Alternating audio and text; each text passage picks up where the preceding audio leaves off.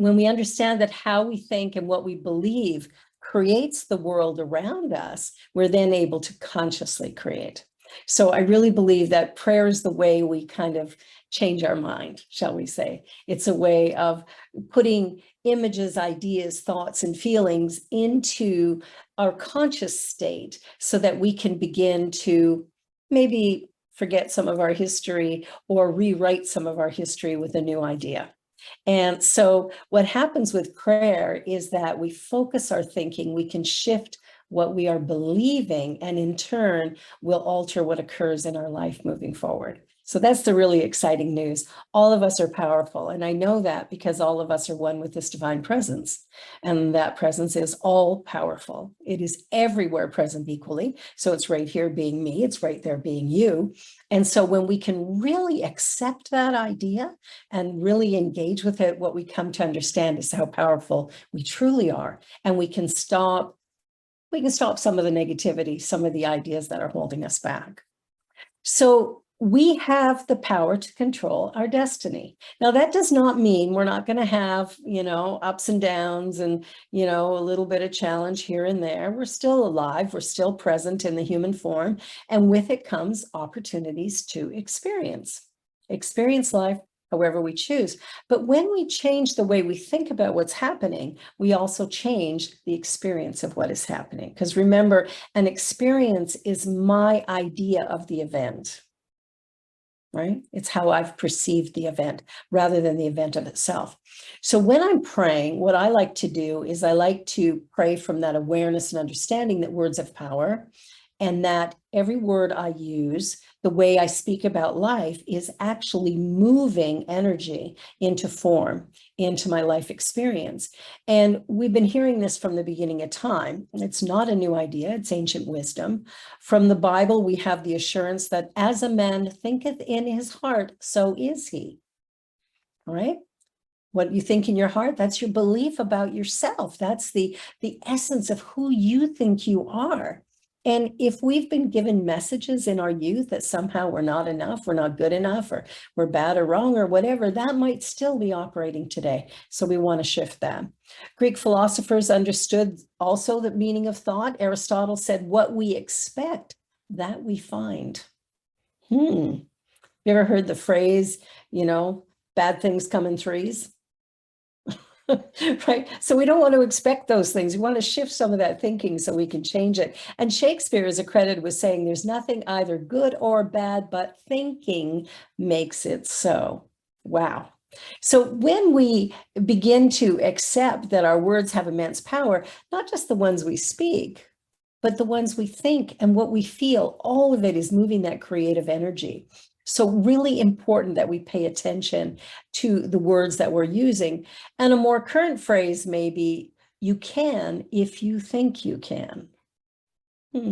So it's a principle. And of course, it's important for us to apply the principles to our life. So what I wanted to share today is that we live in an intelligent universe and it responds to our mental states. And to the extent that we learn to control the way we think, feel, and ultimately what we believe, it is then that we will be able to control the environment around us. How great is that? So we can actually heal our lives, our experience. We can begin to live with greater joy and peace by changing what it is that we focus on. And I think sometimes we focus on things as a problem or a difficulty or a challenge, or that something is bad or wrong. And negativity can sometimes override any of the joy we might experience. So it's important that we pay attention to those words. And when we do prayer, and I'm going to give a little idea of the way that I do it, which helps me to change my mind. Because really, that's the only real point of it. We're not getting God to do something for us because God is not a guy in the sky. There is an energy, an intelligent energy in the universe that is being us. And the way it activates is through our thought, through the words we speak, think, and use. So when we come to acknowledge and recognize that I am this divine presence, I am this divine presence, and therefore I have the power of it. and I can direct it. Now, the challenge for some of us, I know I've done this many of times. I am so sick. Oh, I'm broke. I am frustrated. I am lonely, right? We do this. Anybody here do this? Using the I am in a way that really is not what we want. So it's really important that we begin to notice the way we're using our words and then begin to shift those words. Because we can do things. I think it was in a book that I read by Walter Starkey that was all about the idea that, Walter is feeling a little under the weather today, but I am perfect health, right? There's that idea of separating the effect from the divine essence. And in turn, what happens is we begin to shift our thinking and begin to feel different. I remember years ago hearing about a woman who was dying of cancer, and she was in extreme pain.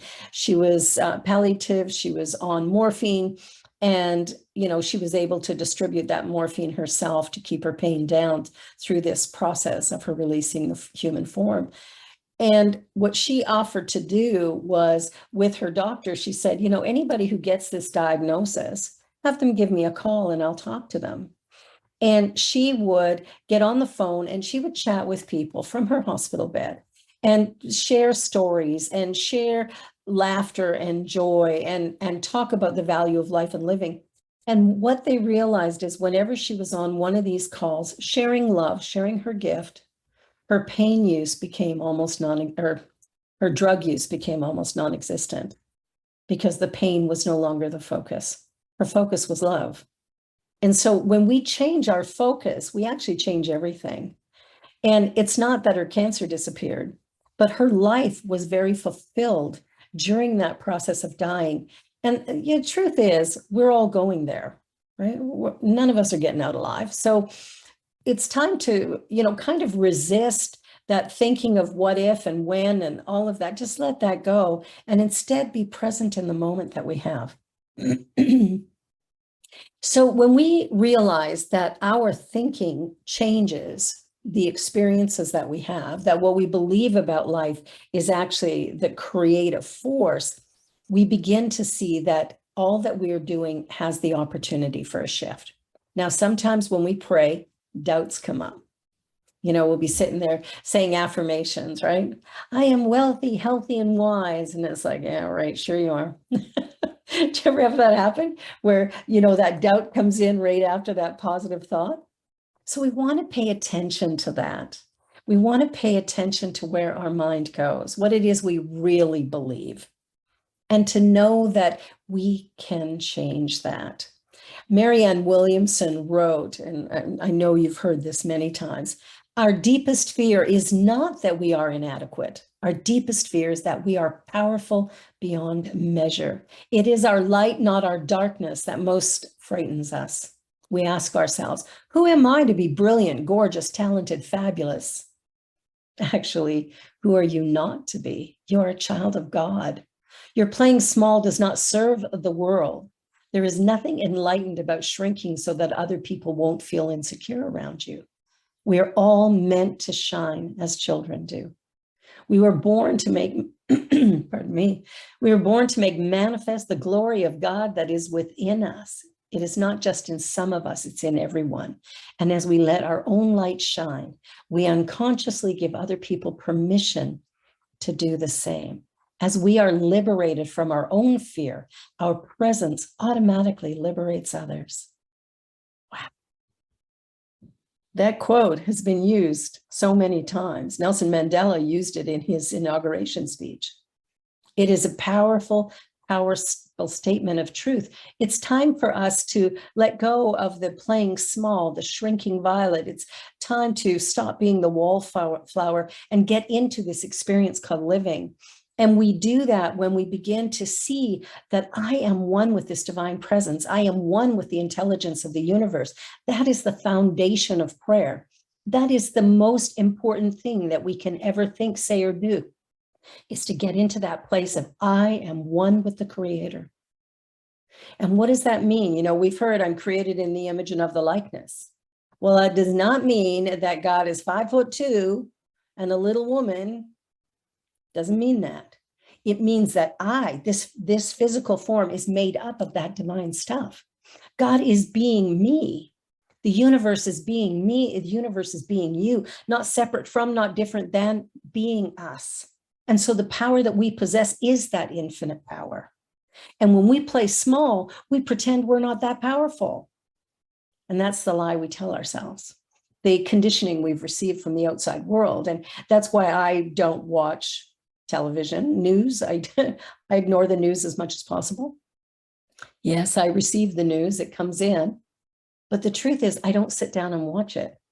I don't want to program my mind with the negativity of a few, when in fact, when we look around the world, if we truly look beyond what's on the newscast, what we see is a world filled with beautiful people, filled with love and light, who are wishing for themselves love and happiness, connection and peace. That's what's happening in our world by the majority of people. And so as we can begin to focus and change our thinking, the foundation of prayer is to find ourselves in the midst of whatever's going on. So if we think about it this way, there is an infinite power. It is present within each one of us.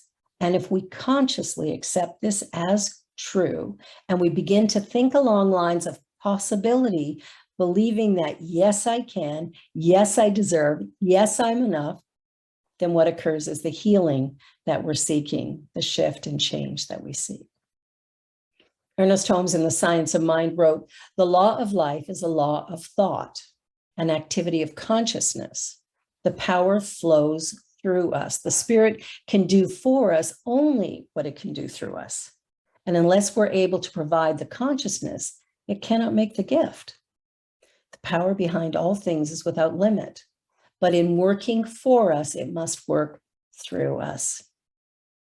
Realizing then that while the power is limitless, it must become operative through our own thought. We shall see that what we need is not some greater power, but a greater consciousness, a deeper realization of life, a more sublime concept of being, a more intimate concept of an already indwelling God or spirit, which is personal to us by virtue of being personified through us. Wow. I mean, when we think about it that way, that changes everything. It's a little bit like if you think of Aladdin and his magic lamp. It's like within us that magic, that essence is there. And we don't have to rub it and get 3 wishes. We have infinite choices, infinite possibilities, infinite, well, I wouldn't call them wishes, but demands that we can make on the universe that become our reality. We have within us all that we have need of in order to move our lives forward in a powerful, positive, and productive way. And all we need to do is change the way we look at life. And I love this idea. Imagine that every time this intelligence moves or thinks, ice is formed in the water, exactly according to the thought. We might have countless pieces of ice of different form, color, and size, but these pieces of ice would still be water. Now, if we could heat the entire mass, it would melt, and all forms again would become fluid. Nothing would have changed except form. The physical universe is spirit in form. So the foundation of prayer is about acknowledging and accepting that we're one with this divine presence and power. There is no God in the sky. There's nothing coming to rescue us. We have everything we need inside of us. So when I pray, I have a formula that I learned years ago that I use that works for me, and maybe it'll work for you. And if you have a pen, you can write it down. It's pretty simple. Think about it like this. We begin by acknowledging that there is one presence. God is, spirit is, universe is. We acknowledge that there is this one thing, and that this one thing is all powerful, everywhere present, and all knowing. That's all we need to know. That's the first step. And when we can get our mind into that idea, then we can move on to the next step, which is I am. So we go from there is this one power. Well, it's right here being me. I am part of it. I'm one with it. I am the expression of it. And so we acknowledge that if this power exists, and it's everywhere, then it's here. And if it's here, then I have access to it. I am that power. So God is, and I am. And then we go into, well, what is it that I'm looking to create, recreate, change, alter? What is it I desire, wish for, want? What is going on in my life? And then we state an affirmation for health, for wealth, for love, for peace, for joy, for whatever it is, great work experience, improved prosperity, whatever it is that we are seeking in life. We make an affirmative statement that is personal, present, that is absolutely positive. And so it could be something like, I am health. I am health. The next thing is just an affirmation of gratitude. Gratitude for that health. Gratitude, like it's already here. It's already done. I'm not waiting for it. It's not coming someday. It won't happen eventually. It's a here and now reality. I am that health. I am that wealth. I am love.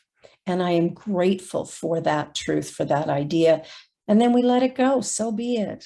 I release these ideas knowing it is done, and so it is.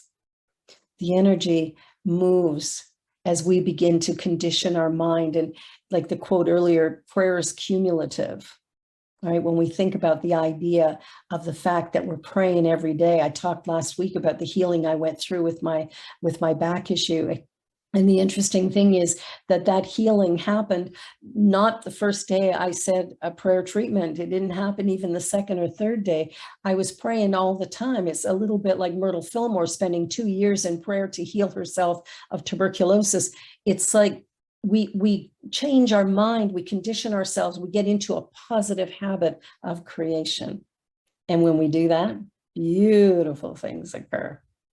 So I invite you to really pay attention, listen to the thinking that's going on, feel what's going on in your body, and touch base with it and see what it really needs. And then from there, remember, you are a divine presence in an infinite, powerful universe, and you have full access to all of it. And the universe only ever says, yes. Namaste. Let us just join together in consciousness. And I invite you to just take a deep breath.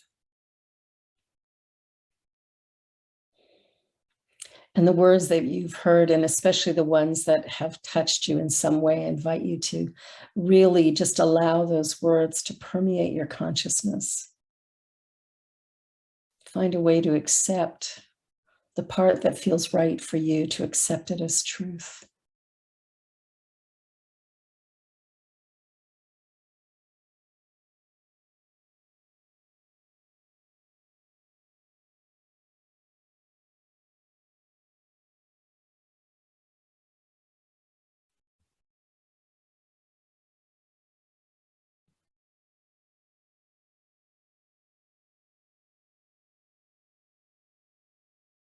Allow the energy of this divine presence to become your conscious partner in this life experience.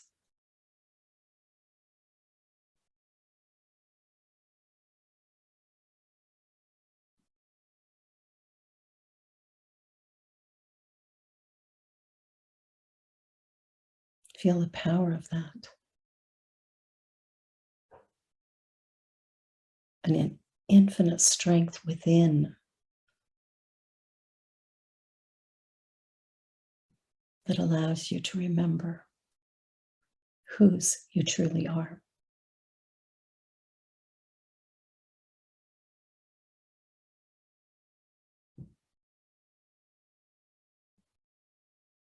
And in your own mind, say, I am love.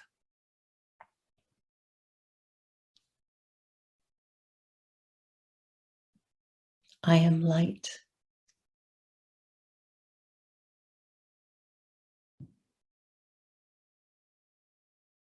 I am one with the one.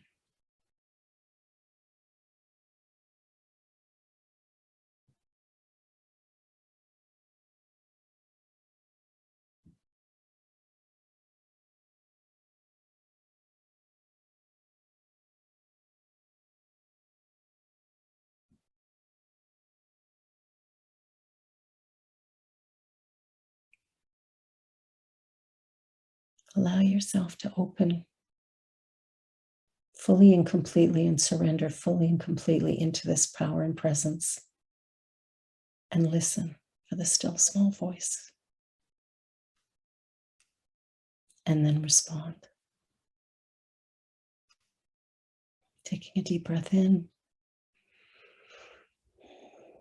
and bringing our conscious awareness back into this space. I accept that all is well with a grateful heart. And so it is.